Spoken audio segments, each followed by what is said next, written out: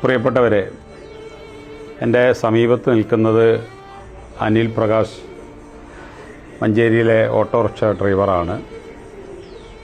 അദ്ദേഹം കരൾ സംബന്ധമായിട്ടുള്ള അല്പം ഗുരുതരമായിട്ടുള്ള രോഗബാധിതനായി ലിവർ ട്രാൻസ്പ്ലാന്റേഷന് വേണ്ടി ഇപ്പോൾ ശ്രമിച്ചുകൊണ്ടിരിക്കുകയാണ്.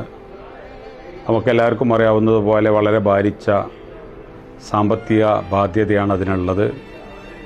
അദ്ദേഹത്തെപ്പോലെ ഒരാൾക്ക് ഒരിക്കലും അത് നേരിടാൻ സാധിക്കില്ല എന്ന് നമുക്കെല്ലാവർക്കും അറിയാം. അതുകൊണ്ട് ഉദാരമതികളായിട്ടുള്ള എല്ലാവരും ഇത്തരം സാഹചര്യങ്ങളൊക്കെ നമ്മൾ ഒരുമിച്ച് നിന്ന് എല്ലാവർക്കും സഹായം നൽകാറുണ്ട്.